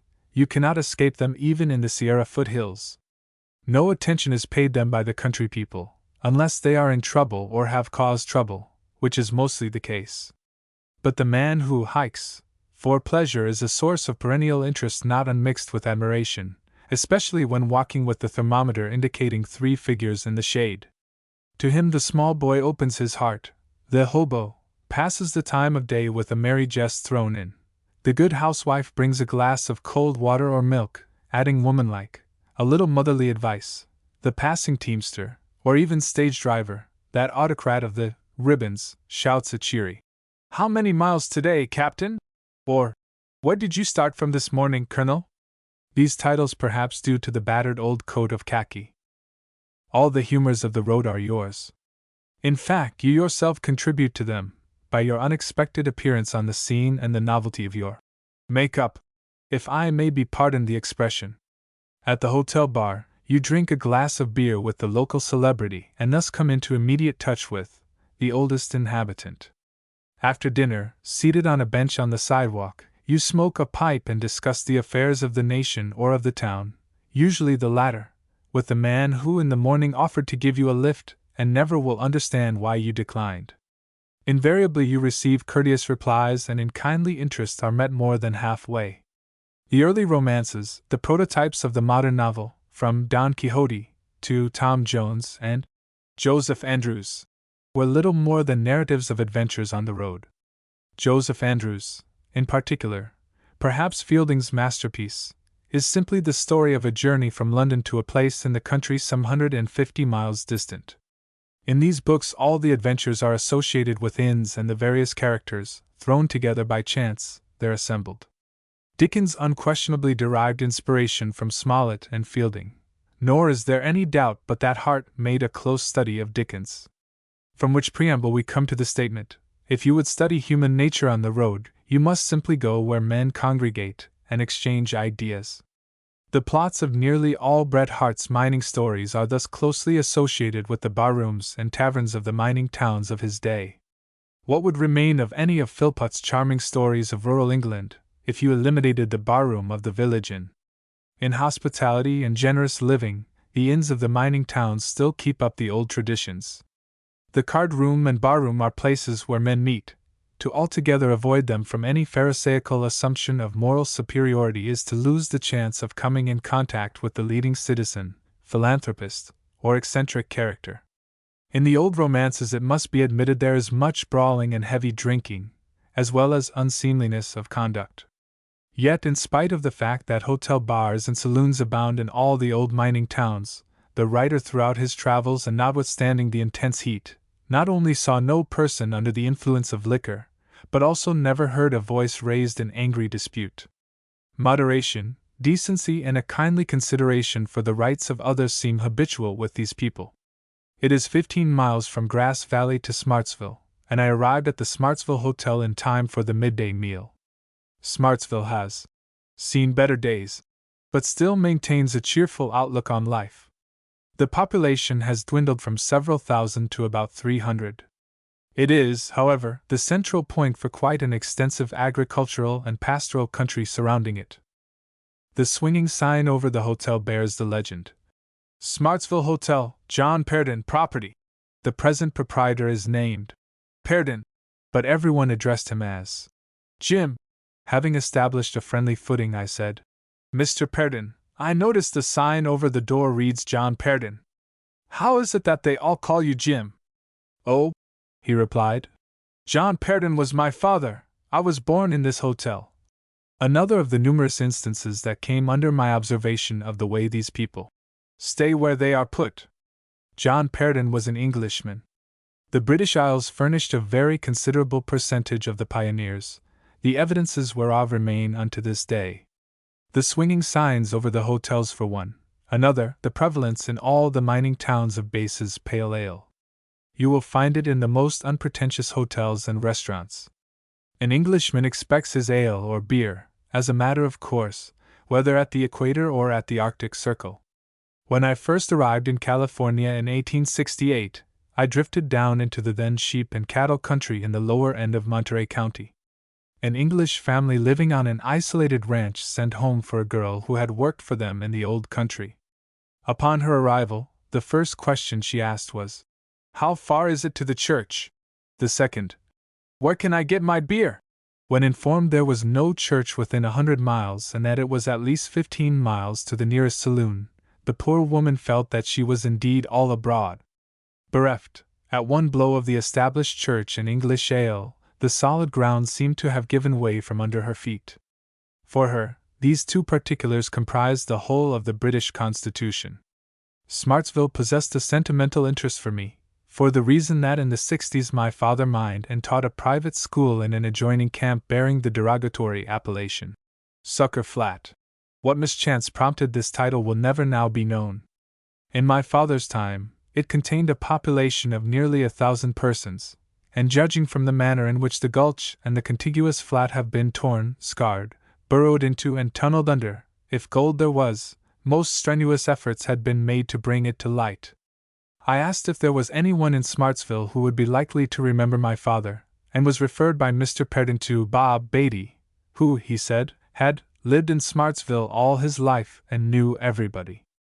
As Mr. Beatty was within a stone's throw, at the Excelsior store, I had no difficulty in finding him. Introducing myself, I asked Mr. Beatty if he remembered my father. "To be sure I do," he exclaimed. "I went to his school and," laughing heartily, "well, I remember a licking he gave me." He said that among the boys who attended that school, several in after years, as men, had become prominent in the history of the state. Mr. Beatty, now a pleasant, genial gentleman of 52, very kindly walked with me to the brow of the hill commanding a view of Sucker Flat, and pointed out the exact spot where the school had stood, for not a stick or a stone remains to mark the locus of the town, it is simply a name upon the map. I mention this incident as being another proof of the extraordinary hold the Sierra foothill country has upon the people who were born there, as well as upon those who have drifted there by force of circumstances.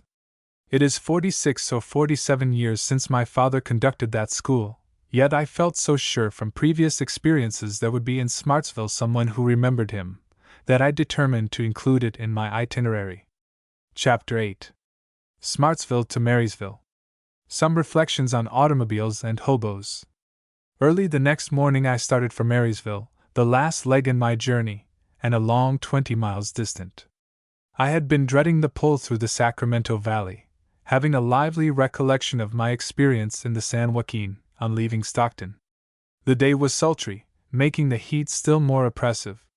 After leaving the foothills for good, I walked 10 miles before reaching a tree, or anything that cast a shadow, if you accept the telephone poles. For the first time I realized there was danger in walking in such heat, and even contemplated the shade of the telephone poles as a possibility. Fortunately a light breeze sprang up, the fag end of the trade wind, and though hot, it served to dispel that stagnation of the atmosphere which in sultry weather is so trying to the nervous system. Marysville is nearly 100 miles due north of Stockton, of course, much farther by rail, and the same arid, treeless, inhospitable belt of country between the cultivated area and the foothills apparently extends the whole distance. It is a country to avoid. About 2 miles short of Marysville, while enjoying the shade cast by the trees that border the levee of the Feather River, which skirts Marysville to the south, a man in an auto stopped and very kindly offered to give me a lift. I thanked him politely but declined. He seemed amazed. "Why don't you ride when you can?" he asked. "Because I prefer to walk," I answered. This fairly staggered him. The idea of a man preferring to walk, and in such heat, was probably a novel experience, and served to deprive him of further speech. He simply sat and stared, and I had passed him some 20 yards before he started his machine. A sturdy tramp walking in the middle of the road, who had witnessed the scene, shouted as he passed. "Why didn't you ride with the guy?" I replied as before.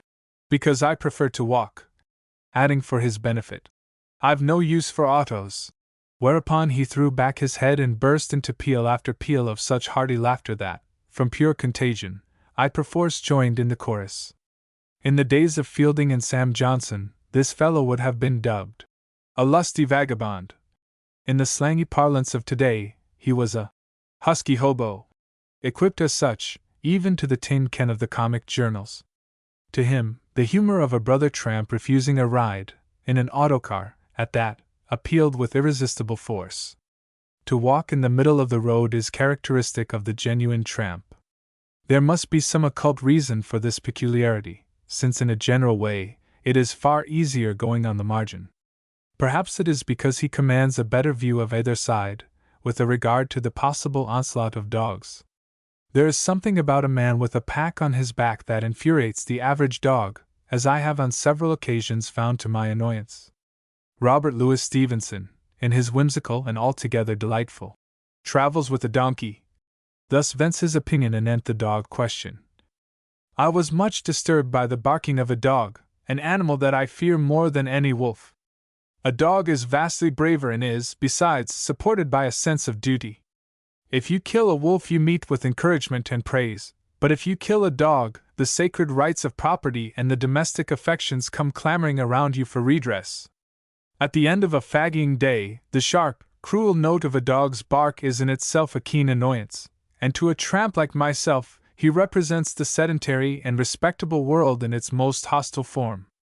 There is something of the clergyman or the lawyer about this engaging animal, and if he were not amenable to stones, the boldest man would shrink from traveling afoot. I respect dogs much in the domestic circle, but on the highway or sleeping afield, I both detest and fear them. I confess to a feeling of sympathy with the men we so indiscriminately brand with the contemptuous epithet hobo. In the first place, the road itself, with its accompanying humors and adventures, forms a mutual and efficacious bond. How little we know of the knights of the road, or the compelling circumstances that turn them adrift upon the world.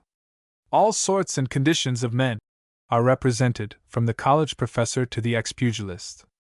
I have hit the ties, in company with a so-called hobo, who quoted Milton and Shakespeare by the yard, interspersed with exclamations appreciative of his enjoyment of the country through which we were passing. And once when on a tramp along the coast from San Francisco to Monterey, I fell in at Point San Pedro with a professional, who bitterly regretted the coming of the Ocean Shore Railway, then in process of construction. For years, said he, I have been in the habit of making this trip at regular intervals, on my way south. I had the road to myself and thoroughly enjoyed the peaceful beauty of the scene, but now this railroad has come with its mushroom towns, and all the charm has gone. Never again for me. This is my last trip. I have not the slightest doubt that sheer love of the road, and only a tramp knows what those words mean, is the controlling influence which keeps 50% of the fraternity its willing slaves. What was Senhouse, that most fascinating of Maurice Hewlett's creations, but a tramp? A gentleman tramp, if you please, but still a tramp.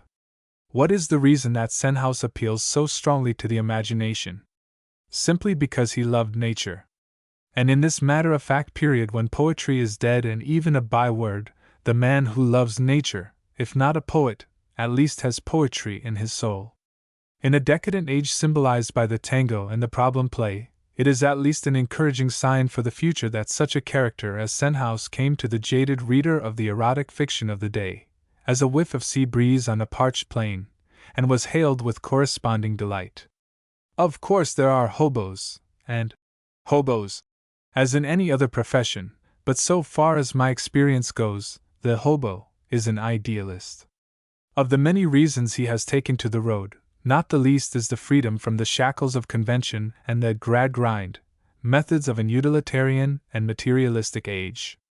Nor is he a pessimist. Whatever his trouble, the road has eased him of his burden and made him a philosopher. Thoreau, writing in the middle of the last century, deplores the fact that in his day, as now, but few of his countrymen took any pleasure in walking, and that very rarely one encountered a person with any real appreciation of the beauty of nature, which, if he could but see it, lay at his very door. Speaking for himself and companion in his rambles, he says, "We have felt that we almost alone hereabouts, Concord, Massachusetts, practice this noble art, though, to tell the truth, at least if their own assertions are to be received, most of my townsmen would fain walk sometimes, as I do, but they cannot. No wealth can buy the requisite leisure, freedom and independence which are the capital in this profession. It comes only by the grace of God. It requires a direct dispensation from heaven to become a walker. Ambule tenaciter non fit. Some of my townsmen, it is true, can remember and have described to me walks which they took 10 years ago, in which they were so blessed as to lose themselves for half an hour in the woods. Who is there who walks habitually, who does not know the man who tells you of the walks he used to take? You have known him, say a dozen years. During all that time, to your knowledge, his walks have practically been limited by the distance to his office and back from the ferry boat. When you urge him for perhaps the 20th time to essay a tramp with you, he will say he would like to very much, but unfortunately so-and-so renders it impossible. And then, looking you in the eye, he will tell you how much he enjoyed tramps he took, of 20 or 30 miles, but that was before you knew him. As if a walker with a big W, as Thoreau writes the word, would remain satisfied with the memory of walks of 20 years ago. I had heard of the Marysville Buttes, as one has heard of Madagascar, but their actual appearance on the landscape came as the greatest surprise of the trip. As I first caught sight of them when within a few miles of Marysville, they gave me a distinct thrill. I could hardly believe my eyes and thought of mirages, for those pointed, isolated peaks rise precipitously from the floor of the Sacramento Valley. In fact, their bases are only a mile or two from the river. They have every indication, even to the unscientific eye, of having been upheaved by volcanic action. Perhaps that accounts for the uncanny impression they impart.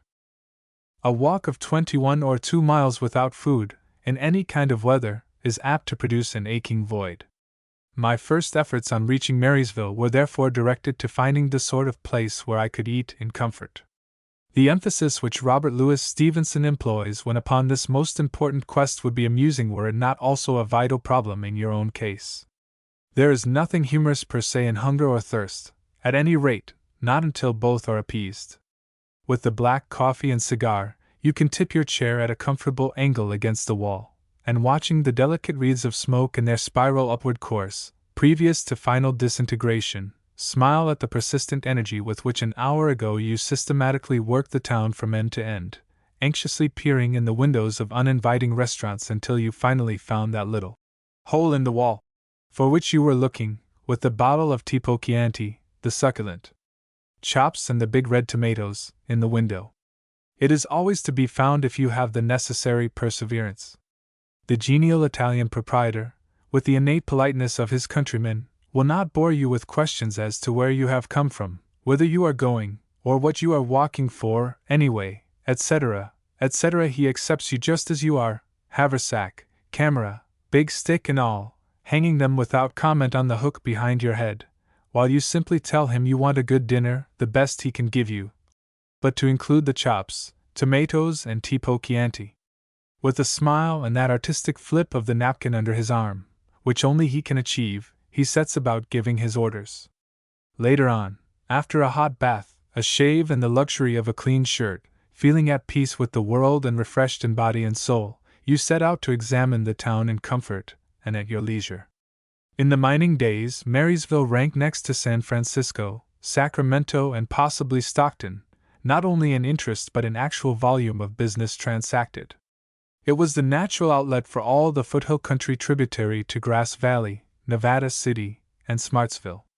There the miners outfitted, and there, when they had made their pile, they began the process, subsequently completed in Sacramento and San Francisco, of reducing it to a negligible quantity.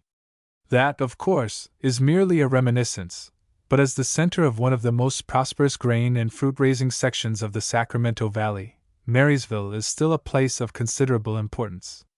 The old town is very much in evidence, so much so that, in spite of the numerous modern buildings, the general effect produced is of age, as age is understood in California. I doubt if San Francisco before the fire, or Sacramento today, could show as many substantial, solid buildings dating back to the 50s. Chapter 9. Bayard Taylor and the California of '49. Bret Harte and his literary pioneer contemporaries. And here in Old Marysville, the county seat of Yuba County and situated on its extreme western boundary, I ended my tramp, having covered a distance of approximately 250 miles, exclusive of retracements. The ideal time to visit the Sierra foothills would be in the late spring or early autumn. I was compelled to grasp the opportunity when it offered or forego the pleasure altogether. Nor is it necessary, of course, to walk. The roads, whilst generally speaking not classed as good going for automobiles, are at least passable. I was surprised at the number of high-grade machines in evidence, in all the towns of importance mentioned in this narrative. There remains also the alternative of a good saddle horse, or, better still, a light wagon with camping outfit, thus rendering hotels unnecessary, the elimination of which would probably pay the hire of horse and wagon. Half a century is a long period. You could probably count on the fingers of one hand persons now living in the Sierra foothills who have any recollection of ever having seen Bret Harte. It must also be remembered that in the 50s his reputation as an author had not been established. Of all that group of brilliant young men who visited the mines in early days, which included for a brief space Orpheus C. Kerr and Artemus Ward, I can well imagine that Bret Harte attracted the least attention. It is extremely doubtful to my mind if he ever had much actual experience of the mining camps. To a man of his vivid imagination, a mere suggestion afforded a plot for a story. Even the Laird's toreadors, it will be recalled, were commercially successful when purely imaginary. He only failed when he subsequently studied the real thing in Spain. Bret Harte was a man who in a primitive community might well escape notice. In appearance, manner, and training, he was the exact antithesis of Mark Twain. He was a student before he was a writer and possessed the student's shy reserve. I can well imagine him, a slight boyish figure, flitting from camp to camp, wrapped in his own thoughts, keeping his own counsel. Yet he alone of that little band, unless you accept Mark Twain, possessed the divine spark we call genius. Centuries after the names of all the rest are buried in oblivion, Bret Harte's stories of the Argonauts in the mining towns of California will remain the classics they have already become. Yet, as before stated, when once I got fairly started on the road, the pioneers themselves and their worthy descendants absorbed my interest and assumed the center of the stage to the exclusion, for the time being, of the romancers, who, after all, each in his own fashion, depicted only what most appealed to him in the characters of these same men and their contemporaries. Bayard Taylor, in his interesting work, El Dorado, the first edition of which appeared in 1850, thus states his opinion of the men of '49. Abundance of gold does not always beget, as moralists tell us, a grasping and avaricious spirit. The principles of hospitality were as faithfully observed in the rude tents of the diggers, as they could be by the thrifty farmers of the North and West. The cosmopolitan cast of character in California, resulting in the commingling of so many races, and the primitive mode of life, gave a character of good fellowship to all its members, and in no part of the world have I ever seen help more freely given to the needy, or more ready cooperation in any human proposition.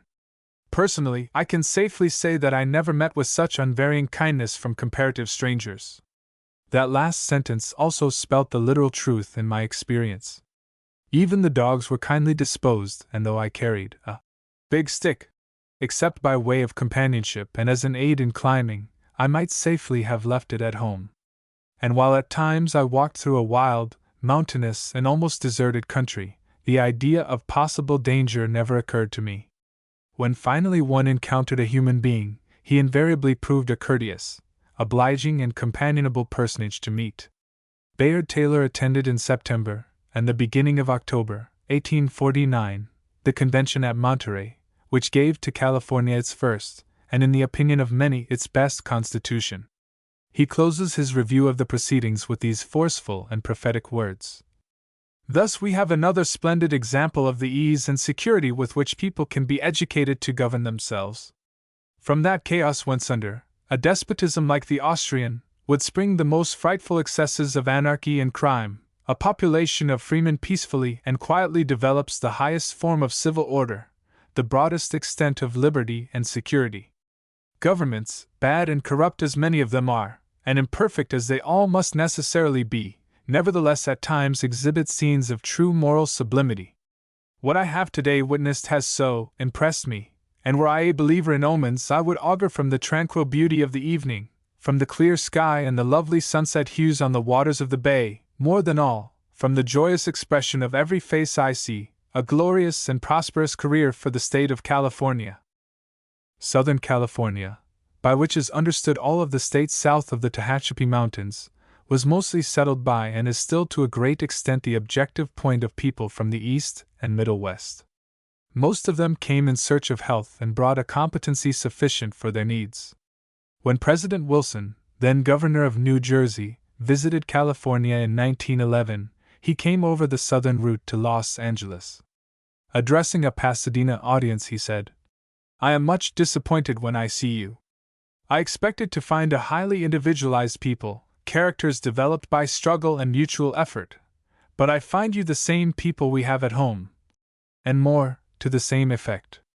Subsequently, Governor Wilson delivered an address at the Greek Theater, Berkeley, before the students of the University of California. At its close, Mr. Maslin mounted the stage, a copy of the paper containing the account of the Pasadena speech in his hands, and asked the governor if he was correctly reported. to which he replied in the affirmative. "Governor," said Mr. Maslin, "you came into the state at the wrong gate." "Gate? Gate? What gate?" inquired the governor. "You should have come through Emigrant Gap, through which most of the emigrants from 49 and on entered the state. Now, Governor, the people you saw at Pasadena never suffered the trials of a pioneer's life. They are not knit together by the memory of mutual struggles and privations. When you come to the state again, come through Emigrant Gap. Let me know when you come, and I will introduce you to a breed of men the world has never excelled." With the smile with which millions have since become familiar, Governor Wilson grasped the hand of the pioneer and said, "When I come again, as I feel sure I shall let you know." The following morning I took the train for my home in Alameda. As I sat and meditated on the scenes I had witnessed and the character of the people I had met, it was borne in upon me that this had been the most interesting as well as enjoyable experience of my life. Already the temporary discomforts produced by heat and soiled garments had faded into insignificance, and assumed a most trivial aspect when I reviewed the journey as a whole. They were part of the game. To again quote Trilby, "Tramping is not all beer and skittles. Your true tramp learns to take things as he finds them and never to expect or ask or the impossible. He will drink the wine of the country, even when sour, without a grimace, pass without grumbling a sleepless night, plod through dust ankle deep, without a murmur. There is but one vulnerable feature in his armor, and with Achilles, it is his heel. And it is literally the heel that is the sensitive spot. I will venture the assertion that the long-distance tramper, not even excepting Brother Weston, who has not at some time or another suffered from sore heels, does not exist. The tramp's feet are his means of locomotion. On their condition he bestows an anxiety and care which far surpass that of the man in the automobile, with all his complicated machinery to inspect. Remains, then, the memory of the delicious, faint, cool, morning breeze, gently stirring the pine needles, the aromatic odor of forest undergrowth, the murmur of the stream hurrying down the mountain gorge to mingle its pure waters with those of the muddy Sacramento, far away in the great valley below, the deep awe-inspiring canyons of the American, Stanislaus and Mokelumne rivers, and back of all, the azure summits of the Sierra Nevada. Remains also the memory of the kindly disposed, courteous and open-hearted inhabitants of the old mining towns.